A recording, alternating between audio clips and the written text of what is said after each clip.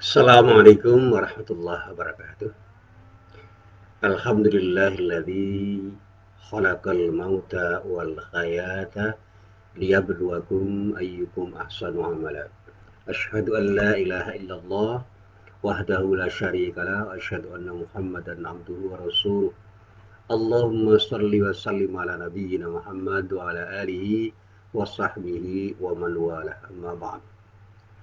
Para jamaah yang dirahmati Allah, sekali lagi marilah kita ungkapkan sikap syukur kita kepada Allah minimal dengan ucapan hamdalah untuk menunjukkan bahwa kita ini benar-benar berterima kasih kepada Allah yang telah memberikan kenikmatan pada diri kita. Dan selanjutnya mari kita lanjutkan sikap-sikap syukur kita pada Allah tidak hanya dengan ucapan. Mari kita lanjutkan dengan syukur yang kita ekspresikan di dalam tindakan, yaitu dengan cara menggunakan seluruh kenikmatan yang telah diberikan oleh Allah pada diri kita untuk rahmat soleh. Tunjukkan bahwa kita itu adalah orang-orang yang benar-benar mensyukuri nikmat Allah dengan memperbaiki kualitas ibadah kita kepada Allah Subhanahu wa taala. Nah, para jamaah yang dirahmati Allah, ya senantiasa saya katakan mudah-mudahan kesempatan kita saat ini benar-benar bisa menjadi kesempatan yang berharga bagi diri kita. Kita manfaatkan untuk melakukan sesuatu yang terbaik dalam rangka untuk membangun kesetiaan kita kepada Allah dengan beribadah kepadanya, sehingga apapun yang kita lakukan pada saat ini benar-benar mendapatkan ridho dari Allah Subhanahu wa taala. Amin. Para jamaah yang dirahmati Allah, ada satu pertanyaan lagi yang perlu saya jawab. Kemarin saya menghadiri sebuah acara namanya rapat kerja tahunan di Universitas Muhammadiyah Yogyakarta dari jam 8 sampai jam 5 sore. Di situ ada cerita sukses, ada success story tentang UMY, tentang Universitas Muhammadiyah Yogyakarta, dan banyak orang yang bertepuk tangan. Saya tiba-tiba tidak ingin bertepuk tangan. Kenapa? Saya justru merenung. Apa yang dikatakan sebagai kesuksesan, keberhasilan, itu memang membahagiakan, tapi jangan sampai kebahagiaan itu membuat kita mengalami euforia dengan berbangga, dengan menepuk dada, dan bahkan kemudian akan memunculkan kesombongan di dalam hati kita seolah-olah kita ini serba hebat. Kemenangan, kesuksesan, keberhasilan itu seharusnya kita jadikan sebagai pijakan untuk menjadi lebih baik. Karena di antara sekian banyak peluang yang kita miliki itu seringkali belum kita manfaatkan dengan sebaik-baiknya. Ini yang pertama. Yang kedua, jangan-jangan keberhasilan kita itu bukan karena hasil usaha kita sendiri, tapi juga kita mendapatkan support dari banyak orang, termasuk ada faktor-faktor eksternal yang membuat kita itu menjadi lebih baik atau dianggap lebih baik atau mendapatkan apresiasi dari banyak orang. Maka ketika saya dipuji, saya justru mengucapkan istighfar, astagfirullah. Saya selalu berlindung pada Allah, mudah-mudahan saya tidak tersanjung dengan pujian itu. Karena belum tentu apa yang dikatakan baik oleh orang lain pada diri saya itu memang nyata-nyata baik. Mungkin karena kesan baik yang dimiliki oleh orang terhadap diri kita membuat orang itu memandang saya itu baik. Karena orang tidak melihat keburukan-keburukan saya. Mereka mungkin tidak tahu keburukan-keburukan saya. Mereka tidak bisa merasakan dan menduga apa yang saya rasakan dan apa yang saya duga dan saya ketahui tentang keburukan-keburukan saya. Maka saya beristighfar. Dan ketika saya itu mendapatkan penghargaan dari orang, saya istighfar juga. Jangan-jangan penghargaan itu membuat saya lupa kepada Allah yang telah memberikan kesempatan saya untuk berbuat baik, sehingga orang mengapresiasi kebaikan yang saya lakukan. Dan bahkan saya khawatir jangan-jangan saya menjadi orang yang ujub, bersikap ujub, berbangga diri. Dan bahkan saya khawatir jangan-jangan apa yang saya lakukan itu saya lakukan dalam rangka untuk mencari pujian orang. Saya terjebak dalam sikap riya. Nauzubillah min dzalik. Nah, para jamaah yang dirahmati Allah, saya ingin menjawab pertanyaan ini dengan jawaban yang saya coba untuk saya sederhanakan.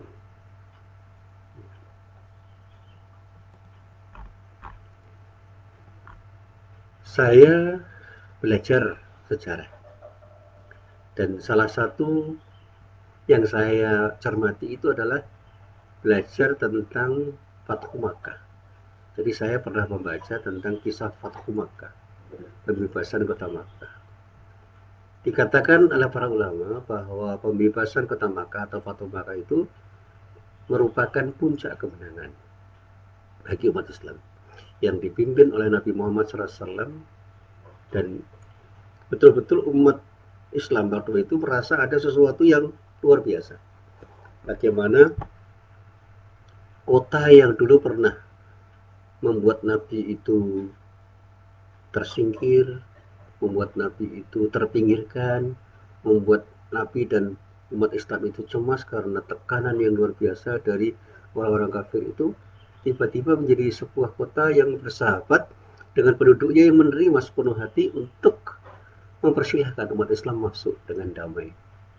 Di situ ada kedamaian yang tercipta secara natural, tidak direkayasa begitu rupa. Karena apa? Karena penduduk Makkah, orang-orang Makkah merindukan kedatangan umat Islam, dan umat Islam merasa mendapatkan sesuatu yang luar biasa karena bisa menempati kembali kota di mana Nabi Muhammad SAW mulai dakwahnya, yang pada saat itu benar-benar mendapatkan tantangan yang luar biasa, sehingga Rasulullah perlu untuk berpikir bagaimana memindahkan basis dakwah umat Islam itu di Madinah. Ini cerita tentang hijrah sudah saya sampaikan. Jadi kehadiran Rasulullah kembali ke Makkah itu terkait juga dengan keberhasilan Rasulullah ketika membangun strategi dakwah di Madinah setelah Rasulullah itu bertekad untuk berhijrah dari sebuah kota ke kota lain untuk menyiapkan sebuah strategi perjuangan dalam rangka untuk i'la'i kalimatillah, menegakkan agama Allah. Kemenangan ini, kemenangan yang disebut Fathu Makkah ini, secara politik misalnya, mengokohkan posisi Rasulullah dan umatnya menjadi sebuah posisi yang bisa diharapkan akan bisa mengubah lebih jauh.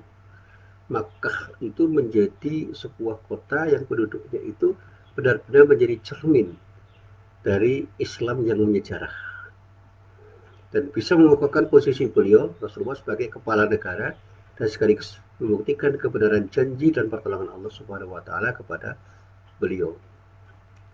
Saya katakan, Rasulullah memang tidak pernah memproklamasikan sebagai kepala negara. Rasulullah tidak pernah mendakwakan diri sebagai seorang kepala pemerintahan. Tetapi faktanya Rasulullah ketika itu sudah menjadi kepala negara dan kepala pemerintahan. Ya, kalau sekarang orang mengatakan Rasulullah itu sudah seperti Perdana Menteri dan sudah seperti seorang presiden. Yang oleh sebagian umat Islam, Rasulullah itu sesungguhnya sudah menjadi khalifah. Dan pada saat Rasulullah itu memanage masyarakat dan negeri Makkah serta Madinah, dan perluasan dari apa yang bisa dilakukan oleh Rasulullah bersama umat Islam itu sudah menjadi sebuah sistem pemerintahan yang kemudian disebut oleh sebagian orang sebagai khilafah. Jadi substansi khalifah dan khilafah dalam struktur politik pemerintahan itu sudah ada pada waktu itu, meskipun tidak diikrarkan. Sehingga kalau saya ditanya gagasan khilafah itu sah nggak? Kenapa tidak? Saya pernah mengajar dan pernah juga belajar fikih siyasah. Wacana tentang khilafah itu begitu luas, dan bahkan kalau kita telusuri berjilid-jilid, dan kita mendapatkan sebuah gagasan, dan gagasan itu menjadi tawaran untuk bisa menjadi sebuah alternatif dari sebuah sistem pemerintahan yang dirujuk dari sebuah ideologi yang disebut sebagai ideologi yang bisa ditanggungjawabkan untuk kepentingan duniawi dan ukhrawi, yaitu ideologi yang berdasarkan pada prinsip-prinsip Islam. Ada nilai-nilai yang ditawarkan di situ. Di situ ada nilai adalah keadilan, ada nilai musyawarah persamaan, ada nilai tasamu, ada nilai toleransi, dan nilai-nilai lain yang kemudian melahirkan sebuah tatanan yang indah yang pada saatnya bisa dirujuk bukan dalam rangka untuk mengganti sebuah sistem, tetapi untuk mengisi sistem yang sudah berlaku menjadi sebuah sistem yang diisi dengan nilai-nilai yang luhur. Sehingga ketika saya ditanya tentang apakah dengan hadirnya Islam itu sistem pemerintahan yang berideologi sosialis dan kapitalis akan terancam, tidak. Saya katakan justru sistem pemerintahan yang berbasis ideologi sosialis dan kapitalis itu akan terisi dengan nilai-nilai yang lebih bisa membuat manusia dan umat manusia itu menjadi kelompok orang yang satu sama lain akan bisa bersinergi membangun sesuatu yang lebih baik.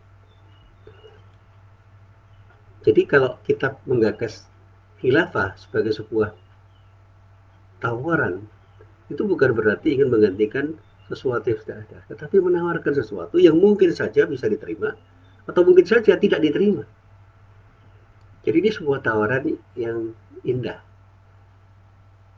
Dan kita tidak boleh mengatakan bahwa gagasan khilafah itu milik satu kelompok orang Islam. Sebut saja Hizbut Tahrir. Jangan seperti itu. Itu sebuah pemahaman yang sempit. HT Hizbut Tahrir boleh menggagas itu dan menawarkan gagasan itu, dan setelah menjual gagasan itu pada siapapun, silakan. Orang boleh menerima, boleh menolak. Tetapi kelompok muslim yang lain boleh saja menggagas itu, dan gagasan itu boleh saja diterima dan boleh saja ditolak. Tidak boleh ada pemaksaan kehendak. Dan kemenangan sejati dari orang yang menggagas dan menawarkan gagasan itu bukan terletak pada ketika orang itu memaksakan kehendak pada orang lain, tetapi ketika gagasannya diterima secara natural, karena ada sesuatu yang secara objektif memang bisa diterima. Ini yang saya pinjam dari gagasannya Pak Kunto Wijoyo tentang objektifikasi Islam. Bagaimana Islam yang menjadi sebuah gagasan normatif itu menjadi sebuah gagasan yang menyejarah karena diterima secara bulat oleh umat manusia sebagai suatu tawaran yang memang layak diterima. Sehingga mereka berislam bukan hanya berislam secara formal, tetapi berislam secara substantif. Karena apa? Karena Islam itu menjadi sesuatu yang menyejarah di dalam kehidupan manusia karena diterima sebagai sesuatu yang melahirkan, sesuatu yang betul-betul masuk ke dalam relung hati manusia dan umat manusia, kemudian bisa diterjemahkan ke dalam tindakan-tindakan nyata. Karena ada nilai-nilai yang kemudian dipakai sebagai sesuatu yang menggerakkan orang itu untuk melakukan sesuatu yang lebih baik. Satu contoh yang paling sederhana, gagasan Islam tentang tasamuh, tentang toleransi, apa harus ditolak hanya karena itu berasal dari Islam oleh umat lain? Tidak. Banyak orang-orang non-muslim itu yang melihat gagasan itu sebagai sebuah gagasan yang indah dan layak diterima. Bahkan ketika saya belajar tentang ekonomi Islam, salah seorang pakar marketing namanya Pak Hermawan Kertajaya, dan juga beberapa orang yang saya baca, Profesor Tobi Mutis misalnya, rektor Universitas Trisakti, itu mengatakan bahwa gagasan yang dilahirkan dari ajaran Islam itu bisa dipakai oleh siapapun, dimanapun dan kapanpun. Sehingga ada konsep Islamic marketing misalnya, yang lahir dari sebuah kejujuran dan keterbukaan. Di situ ada kebenaran yang ditawarkan tanpa manipulasi. Sehingga ketika orang menawarkan sebuah produk, dia tidak boleh menipu, tidak boleh melakukan manipulasi. Dia harus jujur mengatakan produk itu sebagai sesuatu yang baik atau sesuatu yang layak dipilih karena memang baik dan layak dipilih, tanpa unsur manipulasi. Sehingga muncul istilah spiritual marketing. Dan kemudian ada buku yang ditulis oleh Pak Hermawan itu yang disebut dengan marketing syariah, atau yang dikenal dalam konsep keilmuan dengan syariah marketing. Bagaimana marketing pemasaran itu lahir dari satu nilai yang kemudian diwujudkan menjadi tindakan, diekspresikan menjadi tindakan. Nah, Islam menawarkan itu. Nah, nilai-nilai itu yang kemudian dibawa oleh Nabi Muhammad SAW kemudian menjadi perilaku yang menarik orang untuk menerima Nabi Muhammad umat Islam untuk hadir dan memimpin kota Makkah menjadi sebuah kota yang betul-betul mukarramah, dimuliakan. Karena apa? Karena di situ ada sekelompok manusia yang lahir kembali menjadi umat manusia yang mampu menerjemahkan Islam menjadi sesuatu yang indah, sesuatu yang membawa maslahat. Dengan Islam yang dihadirkan tidak hanya sebagai sebuah ajaran yang secara formal diterima, tetapi menjadi sebuah gagasan yang dilaksanakan dalam seluruh aktivitas kemanusiaan. Nah, para jamaah yang dirahmati Allah, berkaitan dengan hal ini, saya pernah membaca sebuah ayat di dalam surat Al-Fath, mulai ayat 1 sampai ayat 3, yang terkait dengan apa yang digagas oleh orang tentang Fathu Makkah ini. Ayat itu menyatakan oleh Allah dengan bahasa yang sederhana. Di dalam ayat itu Allah berfirman, A'udzubillahi minasyaitonirrajim, Inna fatahna laka fatham mubina liyaghfira lakallahu ma taqaddama min dzambika wa ma ta'akhkhara wa yutimma ni'matahu 'alaika wa yahdiyaka shiratan mustaqima wa yansurakallahu nasran 'aziza. Sesungguhnya kami telah memberikan kepadamu kemenangan yang nyata supaya Allah memberi ampunan kepada dirimu dengan memberikan ampunan terhadap dosa-dosamu yang telah lalu dan yang akan datang, serta menyempurnakan nikmatnya atasmu dan memimpin kamu pada jalan yang lurus, dan supaya Allah menolongmu dengan pertolongan yang kuat. Nah, di dalam ayat ini ada satu keterangan dari para ulama bahwa dengan kemenangan yang terjadi pada saat Fathu Makkah itu, Rasulullah SAW dan kaum muslimin tidak lantas bersorak-sorai dan menepuk dada. Rasulullah Nabi Muhammad SAW justru banyak bertafakur. Orang Jawa mengatakan tafakur, dan bersujud kepada Allah sebagai tanda syukur kepada Allah. Apalagi kita bisa mencermati lagi ketika kita membaca surat An-Nasr. Di situ Allah berfirman, "Idza jaa nasrullahi wal fath wa ra'aitan nasa yadkhuluna fi dinillahi afwaja fasabbih bihamdi rabbika wastaghfir innahu kana tawwaba."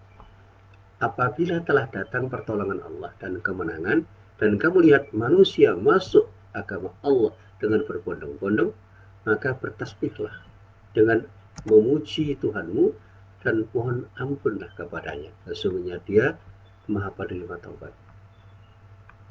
Nah, para jamaah yang dirahmati Allah, kemenangan yang terjadi di dalam Fathu Makkah itu adalah sebuah kemenangan yang betul-betul dirindukan oleh umat Islam. Dan kemenangan itu betul-betul menjadi kemenangan yang indah karena Pak, ada kemenangan tanpa tetesan darah setetes pun. Di situ umat Islam masuk ke Makkah, diterima oleh penduduk Makkah, dan orang-orang Makkah menerima orang-orang Islam dengan tangan terbuka. Ada senyum yang hadir di kalangan mereka, dan kemudian dengan senyum mereka membangun persahabatan, dan dengan persahabatan itu muncullah sinergi yang hebat untuk mewujudkan sesuatu yang lebih baik. Diceritakan di dalam tarikh, ketika masuk Makkah, dalam bebasan kota Makkah itu, Rasulullah SAW itu turun dari ontanya, lalu melakukan sujud syukur. Tidak lama setelah itu, di depan Ka'bah beliau melakukan sholat 8 rakaat. Nah, sholat Nabi ini dipahami oleh para sahabat sebagai bagian dari cara Rasulullah untuk bersyukur kepada Allah atas nikmat yang berupa kemenangan yang diberikan kepada umat Islam dalam sebuah proses perjuangan yang panjang. Bahkan dikatakan pada saat itu, Sa'ad bin Abi Waqqas mengikuti sunnah Rasulullah SAW. Ketika berhasil menaklukkan kawasan Madain, kota Persia lama, pada waktu itu Sa'ad juga melakukan tindakan yang sama, bersujud kepada Allah, melakukan sholat 8 rakaat seperti yang pernah dilakukan oleh Nabi pada waktu Makkah. Jadi ini contoh yang bagus. Sikapi kemenangan dengan bersyukur kepada Allah. Sujudnya Rasulullah itu sebagai petanda sikap syukur beliau atas kemenangan yang diberikan oleh Allah kepada beliau. Dan sholat 8 rakaat itu menandai. Makanya kalau orang mengatakan, boleh nggak sholat 8 rakaat untuk menyatakan syukur? Why not? Kenapa tidak? Rasulullah pernah melakukannya kok. Dan ketika saya itu sholat 2 rakaat untuk menandai sikap syukur saya, orang sering mengatakan, wah ini bid'ah. Kenapa seperti itu? Ini sholat mutlak kok. Ketika saya itu sedang resah, saya sholat 2 rakaat untuk memohon kepada Allah agar Allah memberikan kelapangan dada pada diri saya. Tapi ketika saya mendapatkan keberhasilan, kesuksesan, dan mendapatkan kesenangan, saya pun berusaha untuk bersyukur dengan sujud syukur dan sholat 2 rakaat.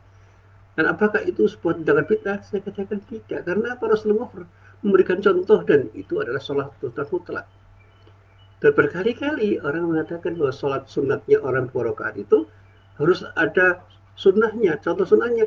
Rasulullah itu memberikan contoh konkret dan sifatnya open, terbuka. Silakan sholat sunat 2 rakaat. Itu yang disebut sholat sunat mutlak di dalam kitab-kitab fikih. Nah, cuma tidak banyak orang yang belajar tentang masalah ini, kemudian tiba-tiba membid'ahkan orang yang sholat sunat 2 rakaat. Bahkan ketika kita bertobat, bolehlah kita itu sholat 2 rakaat.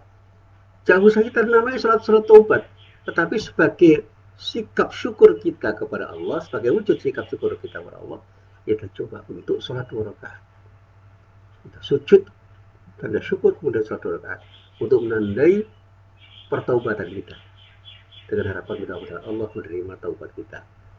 Nah, di dalam wacana fikih disebut sholat taubat. Orang boleh berdebat tentang absah dan tidak absah sholat taubat itu, kemudian dengan statementnya boleh saja orang mengatakan A, B, C dan sebagainya. Tapi esensinya sholat taubat itu bukan sholat taubat dalam pengertian sholat taubat yang harus kita sebut sebagai sholat taubat seperti sholat syukur. Tidak usah itu kita sebut, tetapi sholat 2 rakaat itu akan sholat 8 rakaat yang dilakukan oleh Rasulullah SAW serta Sa'ad bin Abi Waqqas itu betul-betul menjadi sesuatu yang menandai sikap syukur beliau untuk diekspresikan dalam bentuk ibadah dalam rangka untuk menunjukkan sikap tawadhu beliau, dan pada saatnya dia tidak sombong dengan kemenangan yang telah berhasil dia capai. Para jamaah yang dirahmati Allah, bahkan ketika saya membaca kembali surat An-Nasr ini, dalam surah An-Nasr ini, selain tasbih dan sholat, Rasulullah SAW juga diperintahkan untuk memohon ampun kepada Allah, baik untuk dirinya maupun orang lain. Jadi ada tasbih dan ada sholat, tetapi juga ada istighfar. Tasbih itu saja juga diungkapkan sebagai wujud sikap syukur kepada Allah dan upaya untuk membersihkan diri dari sikap-sikap sombong.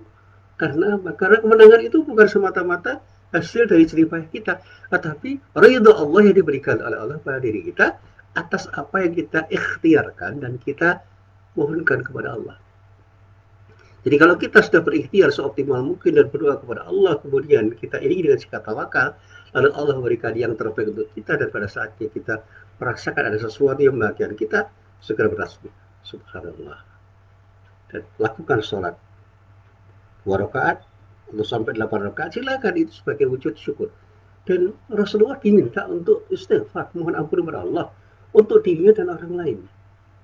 Nah, sebagai Nabi dan Rasulullah, Nabi Muhammad SAW itu dikatakan sebagai orang yang sudah bersih dari dosa karena ada jaminan maghfirah dari Allah. Dosa beliau sudah terampuni. Tapi kenapa istighfar itu dilakukan?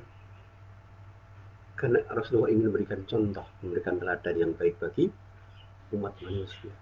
Jangan pernah kita sombong dengan kemenangan yang kita capai, dan bahkan mungkin saja kita ini terlalu banyak berbuat sesuatu yang tidak baik, banyak berbuat salah, melakukan perbuatan dosa. Oleh karena itu beristighfarlah dengan harapan Allah mengampuni semua kesalahan-kesalahan yang pernah kita perbuat. Nah, para jamaah yang dirahmati Allah, perintah istighfar di dalam ayat yang ada di dalam surat An-Nasr itu, menurut Imam Ar-Razi di dalam kitab tafsirnya, tidak hanya untuk Nabi Muhammad SAW, tetapi untuk semua orang. Istighfar di sini yang berarti memohon maaf, memohon ampun, itu kemudian melahirkan sikap tidak membenci orang, sikap tidak menendam kepada orang, sikap tidak merendahkan orang, dan bahkan sikap untuk merendah hati di hadapan siapapun karena dia sadar bahwa kemenangan yang datang itu benar-benar dari Allah, dan jangan sampai kemenangan itu menjadikan kita merendahkan orang lain. Yang dulu pernah saya katakan, mari kita berkompetisi untuk memenangkan sebuah kompetisi tanpa harus merendahkan orang lain. Menang tanpa masalah. Karena apa? Ketika kita menang dalam sebuah kompetisi, kemudian kita bersikap sombong, bisa menyakiti hati orang yang terkalahkan di dalam kompetisi. Tapi ketika kemenangan itu menunjukkan bahwa kita unggul, bahkan kita bisa beri contoh bagaimana orang itu bisa juga berusaha untuk meraih kemenangan seperti yang telah kita peroleh. Saya pernah ditanya, Pak Musin pernah berbahagia dengan apa yang Pak Musin peroleh? Nah, saya katakan sering, ketika saya lulus ujian, saya senang. Ketika saya itu berhasil melakukan sesuatu yang saya lakukan, saya senang. Ketika saya berhasil melampaui sesuatu yang tidak pernah saya bayangkan akan terlampaui, saya senang. Tapi dengan kesenangan saya itu harus ingat bahwa ini semata-mata pertolongan dari Allah. Ini adalah sesuatu yang baik yang datang dari Allah. Yang oleh karena itu, yang harus saya lakukan pertama adalah mengucapkan Alhamdulillah.